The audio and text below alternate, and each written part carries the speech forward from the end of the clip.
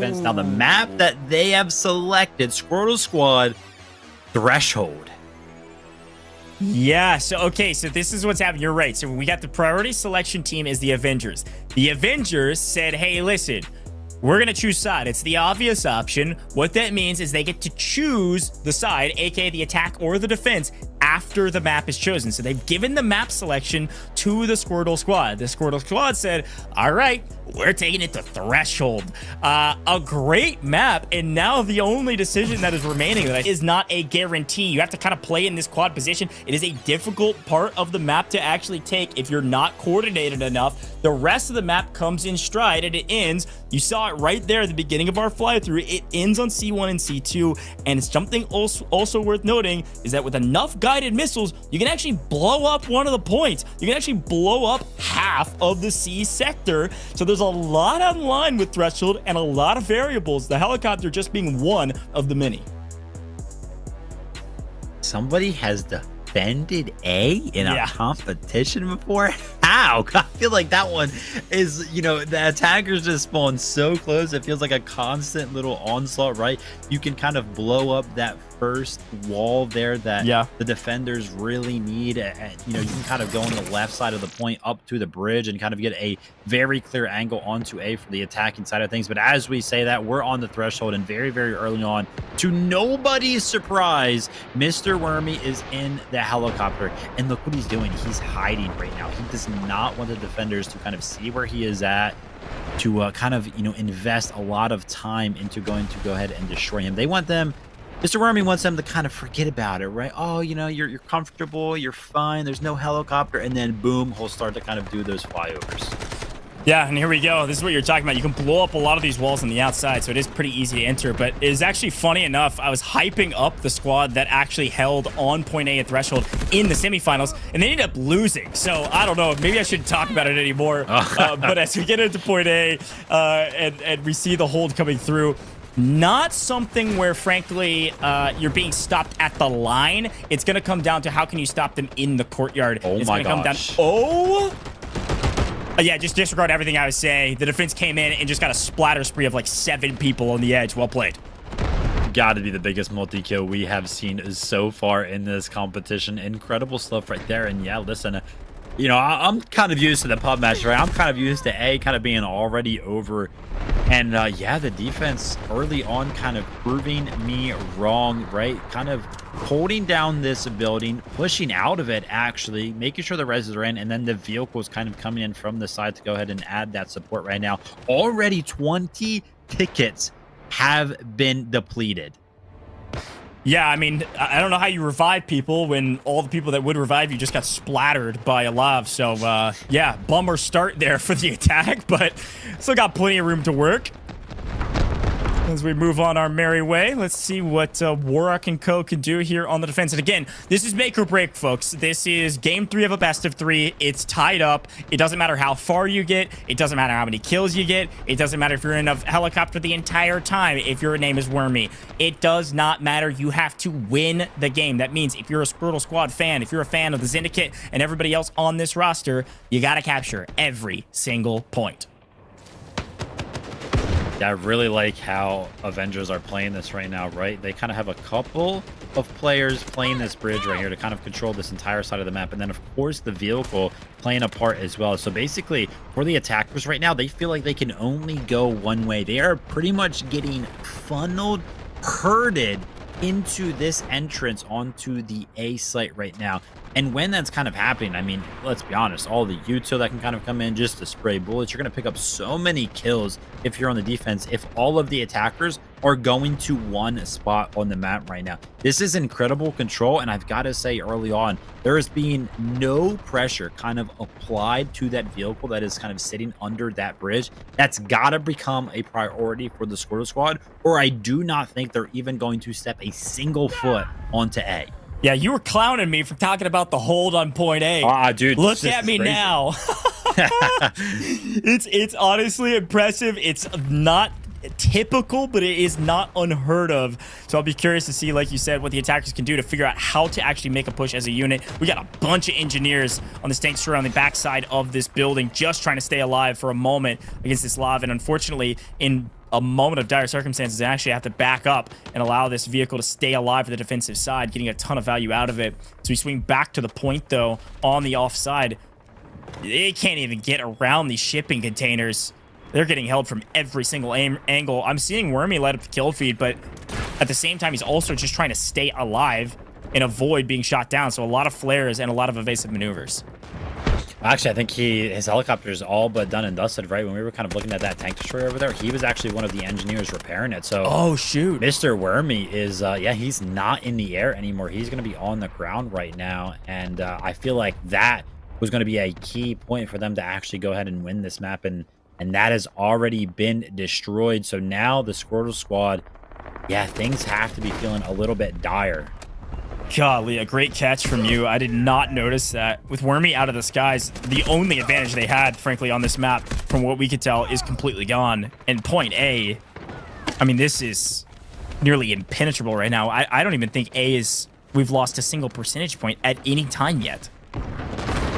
Yeah, no, I mean, the defense is looking just super good right now. And again, it's obviously, you know, you've got people on the point that are picking up the straggler attackers that are kind of coming through, but it's all about this bridge control right now for me, right? The vehicle over there just gains so much value. The attackers cannot utilize pretty much 3/4 of the map because of how much control the defense has right now, right? And this is why we're seeing the Avengers, they had priority. They wanted to pick the side. They feel very, very comfortable on the defensive side of things. The defense is lining him up, knocking him down. The attacker's trying to get any value here. Asa just throwing bullets down range through the smoke and getting so many hit markers, but not able to actually knock anybody. A ton of revives means that the defenders were able to stay alive as well. There it is. A great job, and finally, vehicle goes down, and the attackers have some semblance of an advantage.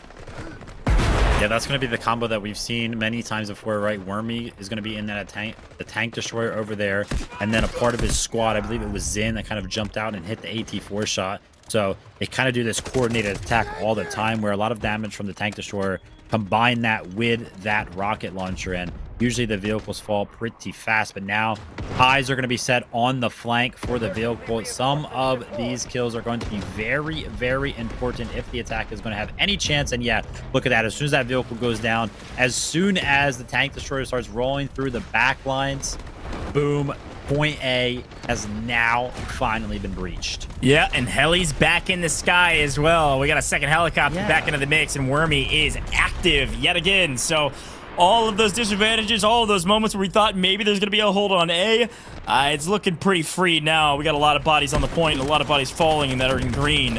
So we line them up, and we got a couple of vehicles for support. You win the vehicle war, you oftentimes win the war for the point. Now, we won't have maximum lives going into B, which frankly is a disappointment if you're an attacking fan, because it's not about percentages, it's about getting to the finish line. And we're about 21 lives shy of being full going into point B. You know, I am kind of curious, right? Because I was trying to pay attention to it, and I never saw it. It could have happened. Just because I didn't see it doesn't mean it happened. But I never saw the helicopter for Mr. Wormy get destroyed in the kill feed. So I'm wondering if he kind of just parked that thing and felt like he could find value elsewhere and then kind of went back to it, or maybe he did fall on the second one. I'm not 100% sure on that one, but yeah, something to kind of think about, because you know, once again, we did see Mr. Wormy was out of it. He's now back in a helicopter, and I feel like for the B sector here, we'll be able to get a lot more value, right? Because on that A sector, that is that giant building that just surrounds the entire point. So actually picking up some aerial kills is going to be kind of tough with that. So keep an eye on the kill feed, because I think Mr. Wormy will start to light it up. Yeah, we've seen some iconic moments here on Threshold with the helicopter. Wormy being probably half of those highlights in some of the show matches that we've done on this map. He's very comfortable in this map and very comfortable in the heli, like we've talked about a lot. So the question actually becomes, what are the people on the ground going to do? Let's pay attention to them for a little bit.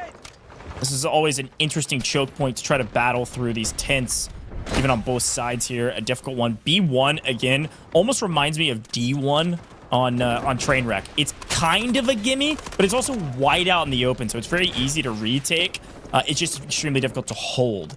So the attackers should take B1 here shortly. B2 is the one inside the actual almost hangar, if you will, the kind of garage where you see, it looks like, our vehicle operator, Randy Savage, getting mixy. The Syndicate spread out on the ground and into the skies, seeing a ton of value on the points, but Randy's going to make sure he keeps the vehicle alive and going to backtrack as the attackers do take B1 pretty quickly. Yeah, if there's anything that is symbolic on the Threshold map, I feel like for me, it's just these yellow tents over here. I feel like every single time I play Warfare and I'm on the B sector, it's all about the tents. It's very easy to kind of sneak by on that right side over there where you think that you might be out of bounds, but you're actually not, right? So sometimes I would kind of play Luna, go over there with a respawn beacon and then get behind enemy lines, because actually going through these tents is super, super hard. There's like 17 million head glitches for the defenders to kind of stand behind in those tents. So super hard to push through, and yeah, as you can see, they actually do get control over the 10 and all of those revives. That's going to prove to be very valuable. Yeah, a ton of revives coming into the tents and on the point. Nearly full control at this point, but vehicles on the side of the defensive side sitting inside. ESG Manix going to try to get in the back with Titan, make a play here to hold and then push onto B2 with his team. Oh, and well, unfortunately, smokes are helpful, but they don't block tank shells and anti-infantry rounds from some of these vehicles. That was a bummer, but Tank Destroyer comes in to clean things up, open things up a little bit, and the attackers move to B2 quickly. Yeah, and as you can see right there, right, the vehicle retreat from B2 as he saw Mr. Wormy kind of point up with that Tank Destroyer right there, gave a lot of respect towards the side of the attackers right now. The Avengers, in my opinion, are kind of seeming to falter a little bit here. It doesn't look like there's a lot of, you know, full team cohesion. They're kind of split between the points in terms of kind of controlling the vehicle game right now. Doesn't look like anybody's kind of syncing up some AT4 shots. That being said, you know, still a long way to go right now because B2 is one heck of a point to go ahead and try to capture. But yeah, B1 weak early. And again, I mean, C1 and C2 are next, and those will be the final points. And they're quite difficult, honestly, to capture. Yeah. They're not my favorite. They're both indoors. They're both extremely difficult. It takes a lot of coordination that you will definitely get at this level of gameplay. In pubs, holy cow, C1 and C2 can be frustrating. The tug of war is so real in those points. You have that kind of sky bridge that you can walk back and forth between the 2 points, and then you also can play through the low ground. There's a lot of destruction that you can throw maybe on C2 to help things out. Enough guided missiles, you can just blow it to smithereens, but a lot of what ifs. We got to get through B2 first, and this has oftentimes been a sticking point for some of our teams when we play Threshold. I do believe Mr. Wormy has lost the helicopter right there. I did see him picked up by an AT4 missile in the kill feed, so I think the helicopter has been lost right now, which, you know, he was finding value of it, but, you know, not a lot. So I'm assuming we'll kind of see him transition over to the Tank Destroyer that's still alive for Squirtle Squad, and maybe he'll do better in that than he was kind of doing in the helicopter. We'll kind of see how that pans out right now. But in terms of the Avengers right now, you know, now it looks like a large majority of them has pushed over towards B1. Not only do they have control of the building that's kind of offset of the point, but they also have control of the tent. So they are doing quite well right now. Yeah, again, you called it out. It was like the Avengers looked like they weren't coordinated at all, but they found their flow very quickly. I mean, Warfare is always an ebb and flow, not only of just momentum, just respawns in general. And it looks like the tide is coming quite strong as they have completely taken back B1 and B2 in full control with less than 100 lives remaining, doing a really good job right now, dwindling down the lives to make Squirtle Squad's job of capturing this entire map really, really difficult. Still a vehicle, or a couple vehicles rather, on the side of the attack, but they're having to play quite timidly because there are a lot of rockets headed their way. You're seeing an Alluru rocket pick up like a triple piece in the kill feed as well, so non-stop action. Yeah, it's going to be another one of those things where the vehicles are having to play very, very far back. They're not being destroyed, but the Avengers are doing great job at, like, damaging them to the point where they have to kind of back up, right? So they're struggling to kind of get a foothold on the front line of things right now. And as I say that, there's going to be a lot of kills kind of picked up for the attacking side, all seemingly at the same exact time. I would imagine that right now is going to be the Squirtle Squad push that is going to go ahead and decide whether or not they can capture the B sector. Yeah, they've skipped B1, headed to B2 first. Don't hate the idea. They've got 2 vehicles stacked inside of B2. the third barely alive on the backs of the engineers, doing God's work on the map right now. As per the usual, we've got dedicated engineer squads following or riding on top of the vehicles to keep them alive. A smart and frankly necessary move at this point, but we kill the engineer, which means the vehicle is open for business. But holy cow, Wormy and Aska both picking up a ton of value for it. But with the engineer dead, Easy is able to grab that magnetic bomb explosion and blow that thing to smithereens. Yeah, I think it was worth it though, because they ended up capturing B2. They still have a vehicle on it that can go ahead and defend it, and now they're going to kind of have some respawn points where they can respawn kind of on B2, because there are some squads in here. There is going to be the vehicle here, and they can kind of flank B1. Right now, the Avengers kind of have to make it their priority to try to reclaim B2 and destroy this vehicle. I think that's going to be the win condition, but as it currently stands, things are starting to look good for Squirtle Squad. The vehicle is low, though. Dude, all I can think about watching these vehicles just shoot at each other over and over again. Oh, and the defense!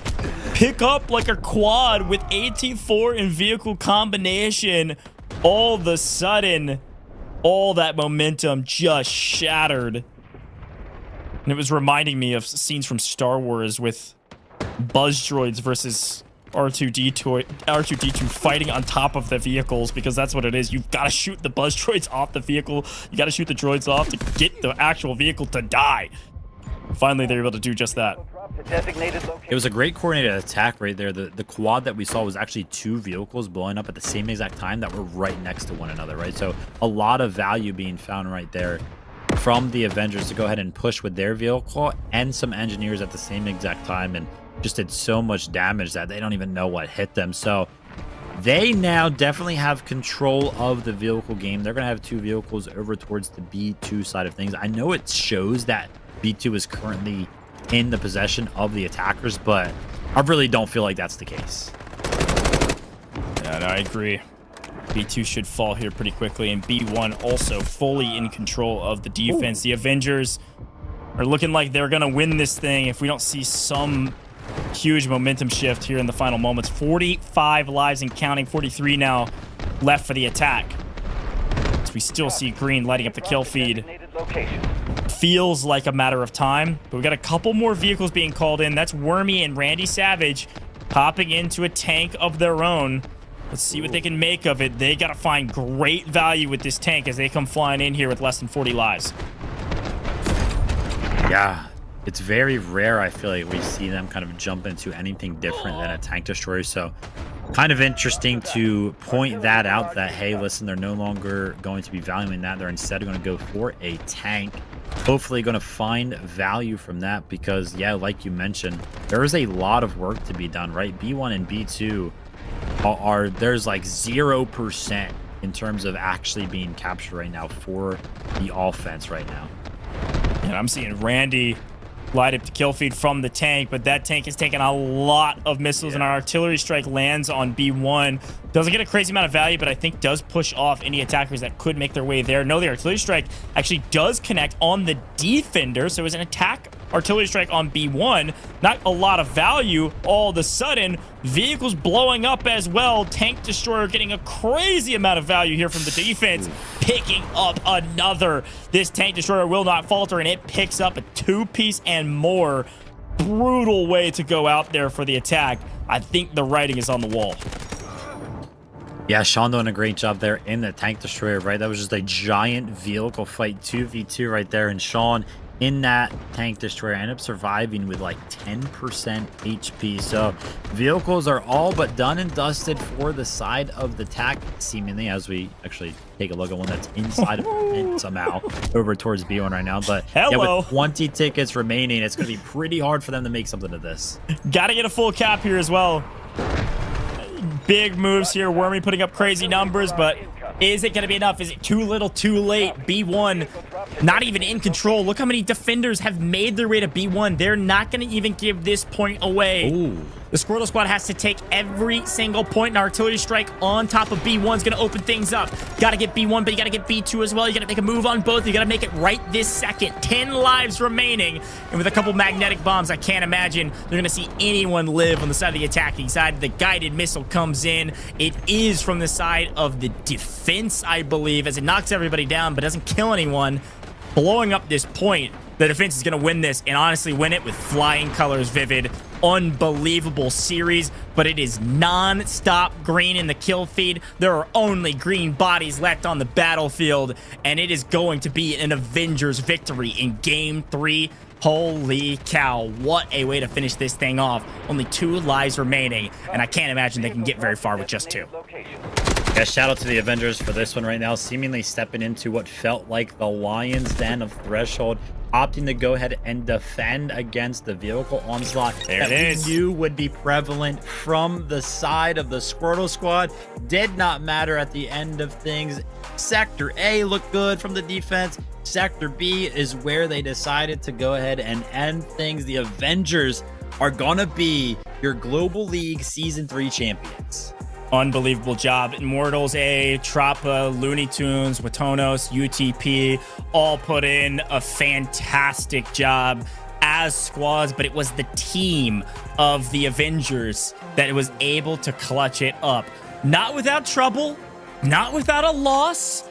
At least someone contested them. It almost couldn't. Break it down for me. Obviously, we see some solid kills again from Wormy, but talk to me about a couple of the other players on this roster. Foxilia again, good grief, 66 revives. Yeah, I mean, once again, Reddit looks good for the side of Squirtle Squad. Again, you've got your Slayer kind of doing things towards the top of the leaderboard. I instantly kind of, pan my eyes over to that revive column, kind of go down and make sure that there were an adamant amount of revives coming through. And yeah, I would kind of argue that there definitely was. Obviously, for the Avengers, though, Foxilia, hey, listen, definitely is going to be well-deserved. We'll have to do some math, but I'm pretty sure is definitely going to be well-deserved of that $500 that will be received for the top meta, because every single game, just finding the most revives. And, we can talk about how important those kills are, and racking up the score and everything like that. But Foxilia is seemingly just doing it based off revives, always towards the top of the leaderboard for his team. Did great work there for the Avengers. They're in second place. I know there was a ton of vehicle play going on, a lot of vehicle destruction for InHemp there in second place from the Looney Tunes squad. Every single time, I'm pretty sure, he was kind of like the Avengers unsung hero, right? We kind of talked about how good Mr. Wormy was in all of the vehicles. InHemp over there for the Avengers was kind of the one that was always in the vehicle making plays as well. So those guys were definitely the difference makers for sure, in my opinion, for the Avengers. But as we know, it's a giant team effort. All 20 players on each and every single one of the teams putting up a great performance.